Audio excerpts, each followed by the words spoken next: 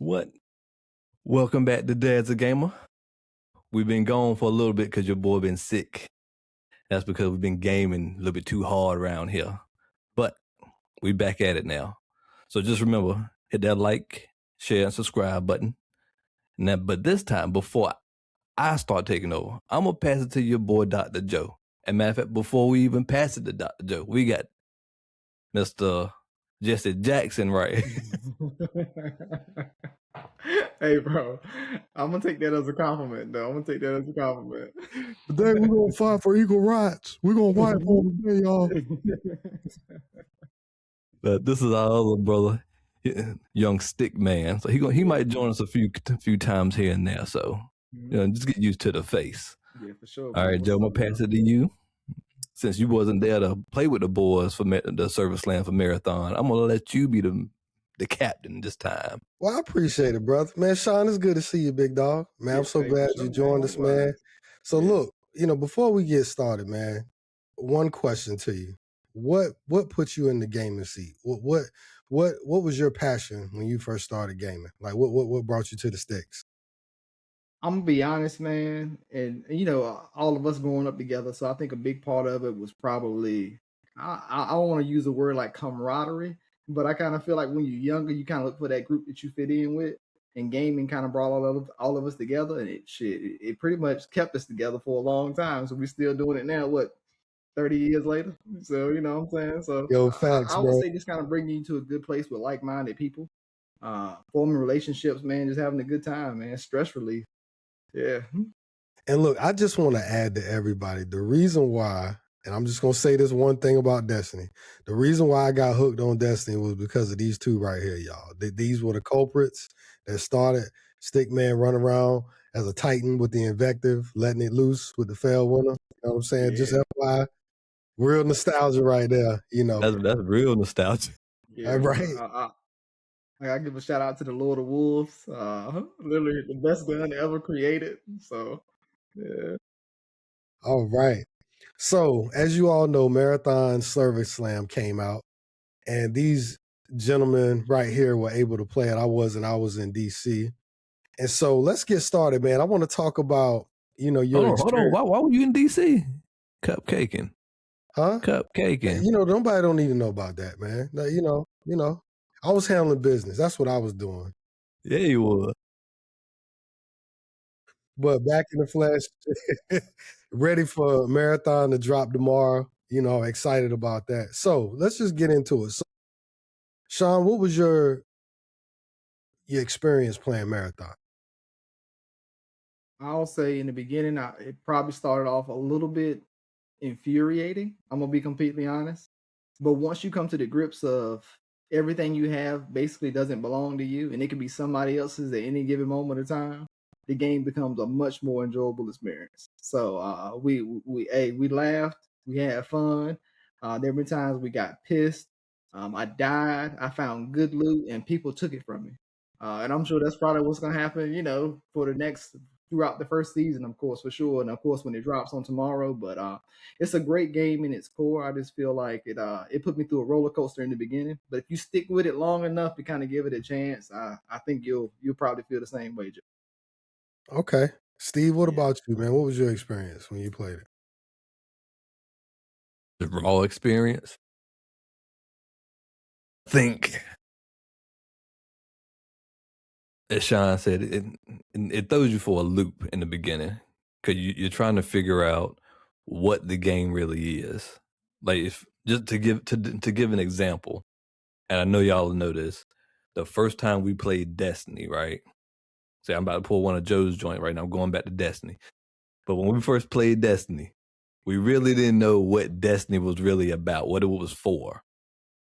But once you started doing more activities, matter of fact, I'm gonna throw it to you on this one, Sean.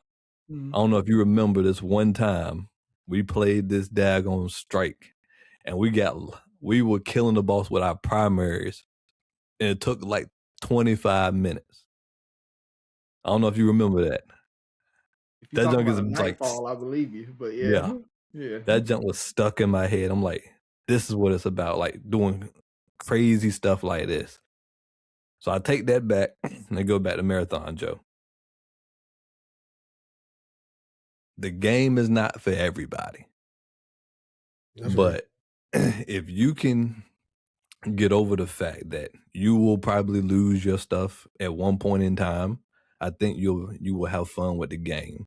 But it's really about being a daggone rat. You gotta stick to the corners. Like you can't be running out there.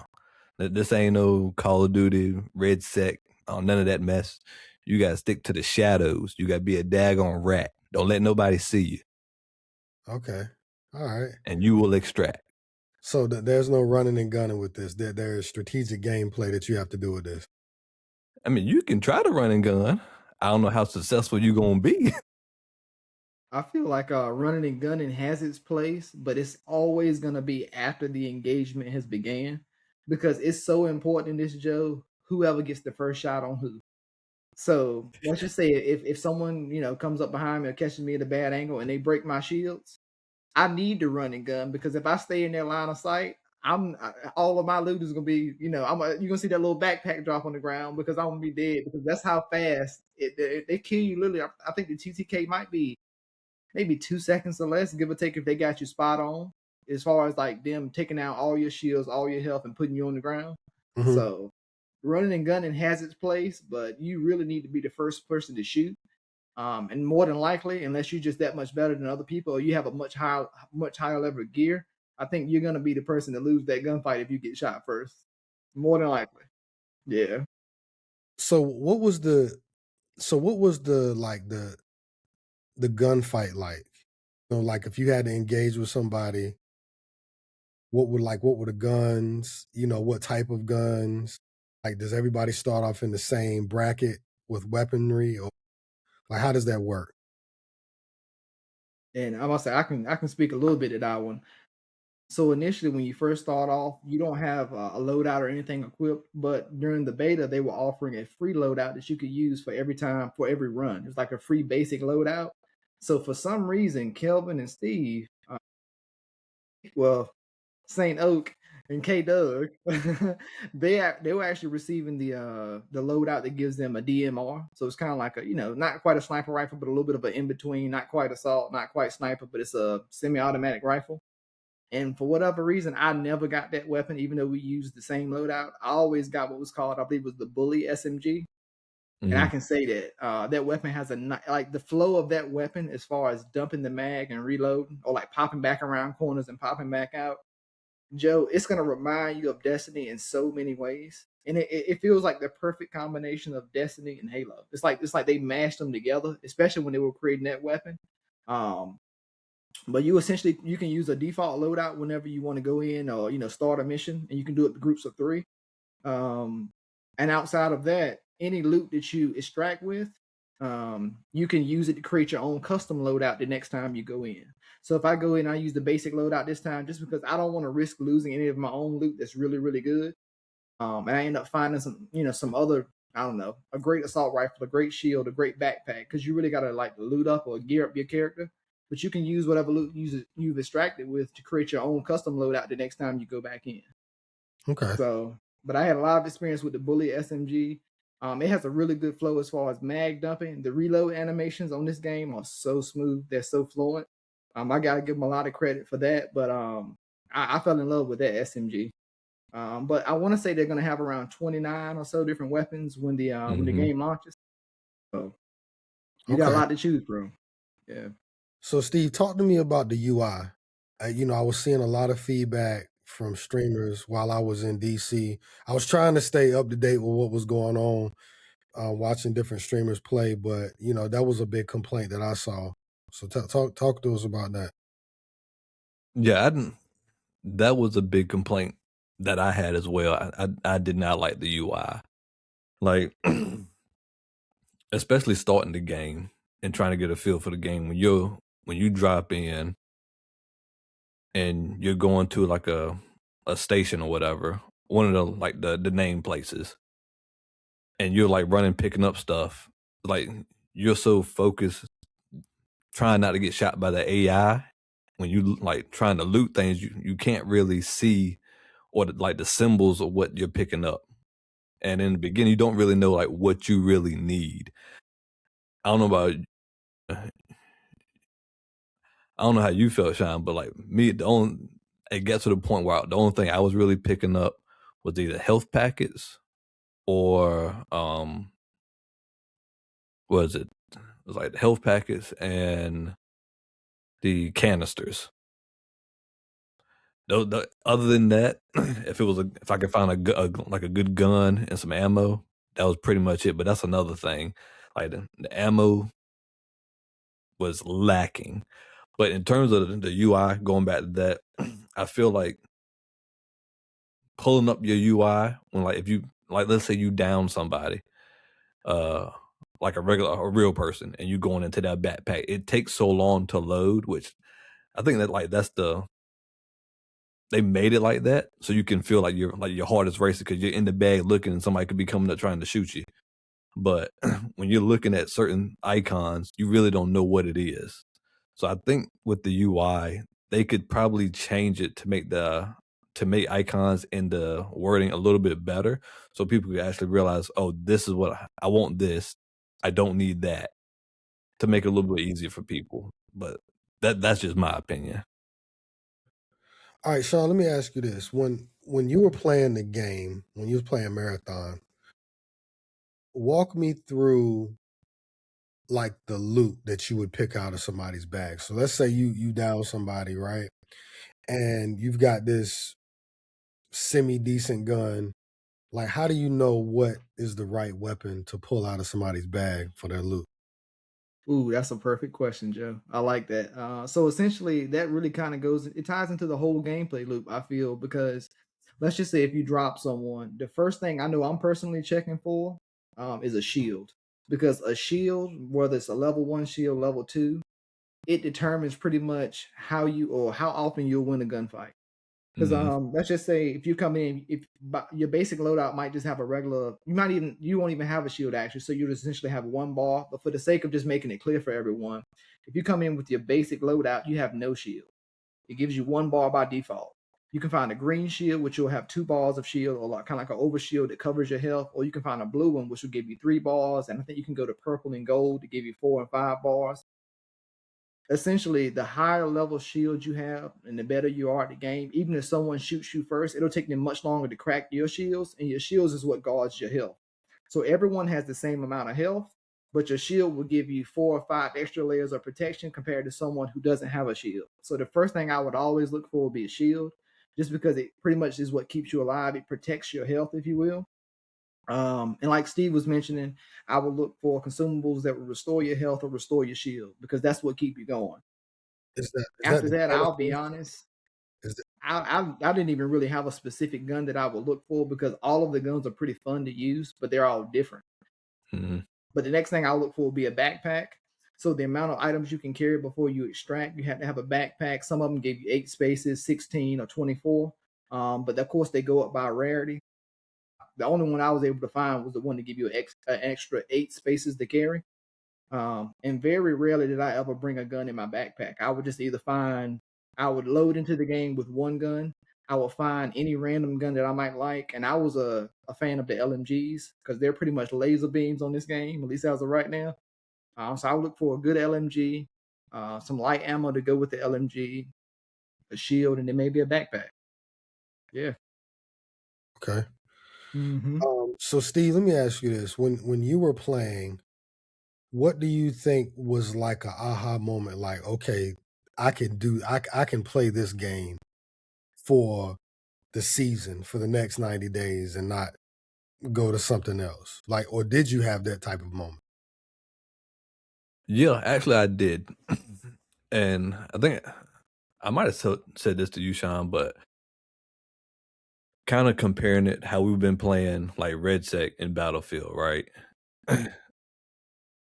The better thing with Marathon to me is you have a higher likelihood of extracting compared to winning a match in Red Sec. And when you extract, you take all that loot with you. Now, granted, you could possibly lose all your stuff too, but there's a higher chance of you extracting compared to winning a match on Red Sec though. And the one thing that I figured out at the very end was if you actually try to wait to extract later in the match, you actually get better gear. Now you have to wait and kill more of the AI, and then also once you're killing more of the AI, you're also gonna come across more teams, and those teams probably had been fighting AI as well. So you'll end up. I know me, Sean, and this random dude that was on our team, we actually had like I think we killed like 3 or 4 teams back to back. This was like probably our best run we had. I know I got like 4 blues and I think like 2 purples. I think Sean got a whole bunch of purples on that run. Yeah. But it was like that all encapsulating together and then leaving, knowing that we can take that gear with us compared to playing like Red Sec. Even if you win, when you load back in for another match, you still like got nothing. So I mean, it's like it's a give and take. But to me, it's like my heart was racing a little bit more playing this game, which was funner to me though. Okay. So does it kind of remind you of in Call of Duty like the DZ when you had to go in there and you extract with loot and you can actually leave with somebody else's gun or a different blueprint? Is it kind of like that, or is it not the same but kind of similar context? It's similar. I will say because I can't remember in that, but the longer you played in the DZ, like did the AI get harder? Yes. That's how it is up there as well on Marathon. Like you can take out. I think when we were playing, I could easily take out like the first group of people with just like 2 knives, like just boom, boom, take them out. But after you take out everybody on, like, let's say there's a part called station.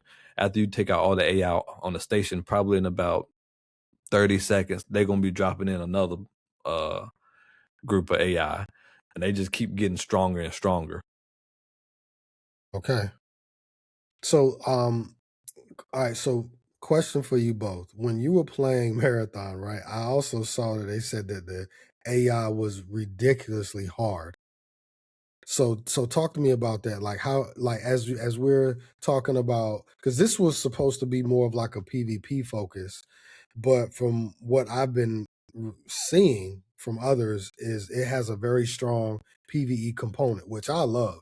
I love that. So kind of talk to me about that, Sean. I'll say good question because that's a part of that surprise element that I think they caught K Doug and Ricky off guard, that we were playing with. Simply because they would think that, this is similar to Destiny, right? You know how many AIs, how many robots, how many whatever we were fighting in Destiny that you would gun down, I don't know, 5, 6 bullets, you see the head pop off, you see the little animation, you'll pop a new clip in and keep rolling. With this one, Ricky especially, which was always so funny, but he runs out of ammo so fast, and then he'll get down. I want to say I went through a match with K Doug and Ricky. I had 18 revives, meaning they got down, and I had to pick them up off the ground at least 8 times during that match. Oh, So it wow. almost became a full-time job to keep them off the ground. But it's part of the learning experience, though, because I kind of knew, hey, if you're out there in the middle of all the AI, I know what's going to happen to you. But I didn't necessarily want to sway them from doing it because I also wanted to have that first-time experience as well. But there's a pretty stark difference between the first level you played, which is called Perimeter, compared to the second level. And I forget what that one was called. It was a Dire Marsh. swamp level. Dire Marsh. Yeah. Yeah. So the AI in Dire Marsh, which is the second level compared to the first, it's almost a night and day difference. You can play around a little bit on the first level and still get, might kill a group of 6 or 7 AI, give or take. But on Dire Marsh, the second you start, there are AI that are invisible, meaning you can see a little blur of them running around. There are AI that they have gigantic shields, meaning they can just hold up a shield, kind of like the Sentinel from Destiny, and block all your bullets until it breaks. And then, like Steve was mentioning, the longer you stay, let's just say if we wipe out all of that AI, the first group of 7 or 8 that are there, they call in backup. And when the backup arrives, the backup is stronger than the ones you just killed. So the more you continue to fight them, the stronger they get and the better loot they drop. But they also don't necessarily die in 5 bullets either. Right. Yeah. So if you don't bring in your own ammo, you might start off with your default loadout maybe having, I don't know, and I might be being gracious, Steve, but I'm gonna just say 80 bullets, give or take. You might have Yeah. one clip and then 60 in your inventory. Yep. You can use all of your ammo fighting that first wave, and then only 3 or 4 minutes have gone by, and you still have another 20 plus minutes before you really need to extract unless you find good loot. So you kind of got to be smart and choose your battles. But the AI is still AI. If you learn how to play them or learn how to offset them, kind of learn how to use your angles and your corners, they're still easily defeatable. But if you run out there thinking, "Oh, I'm really feeling myself right now," they will lay you down pretty fast. One thing I can say, I think the devs kind of expected this though, because the way that once they down you, they have this this wire that they attach to you that kind of sucks your life from you, if you will. So you're crawling trying to get away from them, and they're constantly sucking your life, but it's very slow. So it's like they will kill you, but as long as you got a competent team around you, I mean, they'll get you back up. But yeah, the first time you experience them, Mojo, you'll probably have that same feeling as, man, they hit a whole lot harder than you would have thought they did. Mm-hmm. And they're definitely multiple tiers, and they even have boss level AI that if you can manage to defeat them, you can get purples and golds from them. But they don't often appear until later on in the game, like Steve mentioned. So it's like the longer you stay in, the higher the risk, the better chance you have of being third party. Because while you're fighting these bosses, other teams will hear the gunshots and say, "Hey, let's go over here and sneak up on them." And if you're not aware of pretty much every angle that someone can have on you, it's so easy for someone to take what you have. But I really think that the AI is in a good spot right now, though, because it does pose a challenge. Because if they didn't, it wouldn't even really be a PvEvP game. You know, the only challenge would be other players if the AI wasn't slightly difficult. And I don't think they're overtuned. I really feel like they're in a perfect spot right now, to be honest. Yeah. Okay. So Steve, talk about your experience. Just from like, because you're not a PvP main. I know Sean is a real big PvP player. He loves PvE. So like, does this have a good mix of both for you to keep your attention? No, I definitely think so. Like, I know I imagine you probably saw a lot of people complaining about the AI being strong. Oh man, a lot. That's why I'm curious to know by tomorrow. Because I think personally, like Sean said, I don't think they need to touch the difficulty for the AI, because if you actually learn from your mistakes, and this is something that we started doing closer to the end, like the first wave of people, instead of using our guns, we just went in and started knifing everybody. You know, save your bullets, because they so much easier. You can like knife them twice, and at least the small people dead. I wouldn't change the AI at all right now, because you need something to kind of make you scared a little bit. Otherwise, you're just gonna run through everything. It ain't gonna be fun. Right. And then, because as Sean was saying about being third party, we third partied a lot of people where they would fight an AI. We heard the gunshots like, "Hey, over like north 27 over there." Ran over the hill. See these people in this little archway. You can see them through the window. We ran up behind them, ran in, boom, took them out. And then that's when another team came up. I mean, so that also happened to us too. So I mean, it happens both ways. You just got to have your head on a swivel. But the more you play the game and actually figure out what the game is actually about, I think you'll have more fun. Like I said, I give kudos to Bungie at this. With Destiny, they tried to make Destiny for everybody. Meaning try to please everybody, and actually it hurt the game, in my opinion. This game, they made this game for a certain type of person. And this game is not for everybody. I definitely get it. Like, I think when we were playing with Kelvin or K-Dub, he was like, "Is this it for the game?" And I was like, "Yeah, this is an extraction shooter. Either you extract or you lose, you get killed, get your stuff taken. You got to start back over." Which that is another part as well. When you first start off, it's a little bit harder fighting the AI. But once you like loot and grit and get some things under your belt, And like the big thing is like the shield, like Sean was talking about. If you get that and then get like a green bag so you can hold more items, you can hold your own with the AI. You just got to be very tactful about how you go about doing it, though. Okay.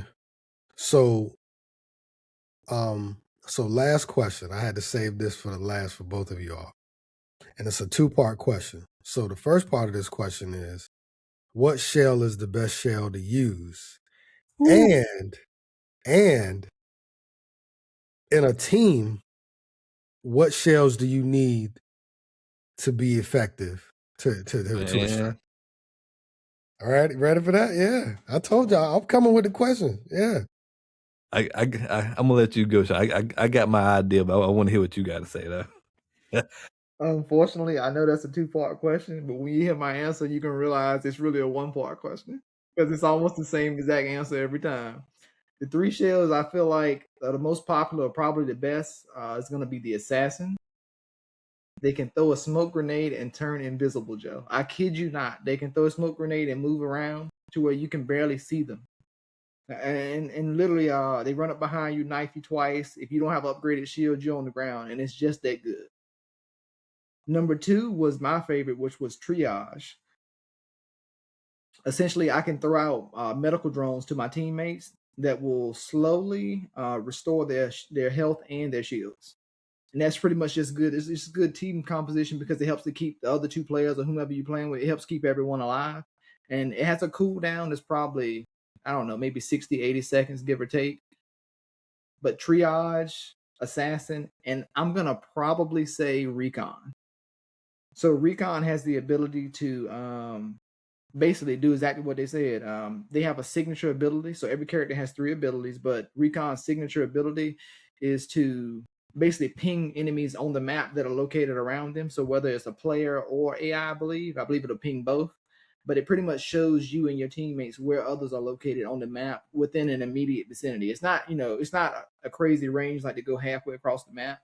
But you can see a pretty wide span of maybe the next 2 or 3 buildings over. So that's pretty neat. I feel like those are probably the three that I've seen the most of. If I had to put an asterisk in there as the one I feel like that killed me the most was probably, is it called the Destroyer, Steve, or Demolisher? Is it Destroyer? Yeah. So they're pretty much made to look similar to the Titans from Destiny.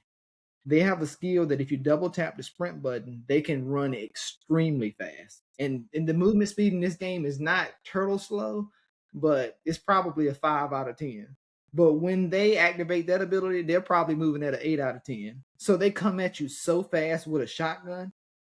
And if you're not used to seeing characters move that fast. So it's like you literally have to just tune your reflexes up, or else they're probably just going to run up to you. And if they don't shotgun you, they'll stab you twice. And if you don't have upgraded shield again, you're on the ground before you can take them out. They just move at you so fast, they're unexpected. But I didn't see many of them, thankfully, because every time I did, I probably got killed by one. But if I had to say the 3 that everyone would probably use or that we'll see the most of, it's going to be triage just for the healing. Definitely assassin for turning invisible. And plus they have smoke grenades, I believe, or when they use their signature, it's a smoke grenade that gets deployed. And that provides a lot of cover for your team when you're trying to extract, because you have to stand into that, in a certain area in order to extract for about 10 seconds, I believe. And that can kind of cover you from the gunfire. And then recon, who's pretty much just a cheat code on the love. I mean, they like, hey, I can activate this button to ping you around me. So even if I don't see you, or if I haven't seen you or heard you, it'll show me right where you are for, I don't know, I want to say maybe 10 seconds, 12 seconds, give or take. So I think those are probably the 3 most popular and the 3 most OP that we'll see a lot of, with the 4th for me being the Destroyer. And also, just to kind of throw a little tip out there as well, Joe, there's a 6th class that no one has had a chance to play yet. I think it's called is it called the Thief or the Vandal? Thief, yep. The Thief. Yeah, and that one will be available starting tomorrow. And we've seen like video gameplay about it, so she looks pretty OP. But as of right now, I'm gonna say Destroyer as like a caveat, but the main ones being Triage, Recon, and definitely the OP Assassin. Okay. Yeah. Steve, what about you? I agree with all of those. I'll make a caveat instead of saying the assassin, even though I know with the numbers that Bungie put out, the assassin was the number one played shell over the Service Slam. But I'm gonna say, if you're going with your team, you definitely got to have a triage. Like, no doubt about it. Somebody has to play triage. Somebody has to play recon, because it just, once you use that ability, you can, if you're on the ground, you can look up on top of a building just to get the layout and see if somebody's up there like watching you. Third, if it's not an assassin, I would definitely say it needs to be the thief. Just because the way that the thief can get around, like use that little mantle hook thing that they have and get around, and then also they can see through walls and tell, like, see what type of loot is on the other side of a wall. Like, to me, that would be a no-brainer. But it would definitely be either a thief or assassin just for the smoke. But hands down, you definitely need to have a recon or a triage. Just have to. Which I will say this. I do think they may need to think about reworking some of the shells, because if not, people are only going to be playing with recon and triage. Like, those are going to be for sure. Because I don't know if you've seen with, like, you can, the one thing we were thinking about, Joe, I don't know if you thought about this, but I was thinking like recon was going to be the only one that can really get people up. Anybody can res anybody from the dead. But triage can just like shock somebody, and even if they dead, like just jump up automatically. So they can hit them with like a defib, right? I guess what it kind of looked like. Yeah. Well, one thing to add on to that one, Steve, with the triage, they can even revive two people at once. So there have been times, Joe, where I'm the last man standing. Maybe Steve and our homeboy, I'll shout him out, salutations. I don't even remember his name. But that was the guy Steve was talking about earlier, where we had some really good matches with. But they both got down, and I popped the signature move. I think they call them signatures in this game, where you pretty much, I can aim probably anywhere up to maybe 10 meters, 15 meters, maybe 12. But if my teammates are down anywhere near me, I can aim at them both, and I shoot out kind of like you said, kind of like a defibrillator out of one out of each hand, and I can revive both teammates at once. That's crazy. Yeah, but also on the flip side of that, and I wish I'd have known this then, Steve, triage can also down enemies with his signature. So if I aim at an enemy rather than a friendly, I can one tap an enemy with my signature if I fully charge it. I didn't know that. Yeah. And I say just because I played triage so much because it was just convenient, especially playing with the boys. You know, everyone was learning the game, so I'm kind of keeping everybody's health topped off and everything. But I personally feel like after everybody gets comfortable, I'm more than likely can probably start running, I guess, Destroyer, just because of how much it reminds me of a Titan. And literally, they're the one class that put the most fear in me.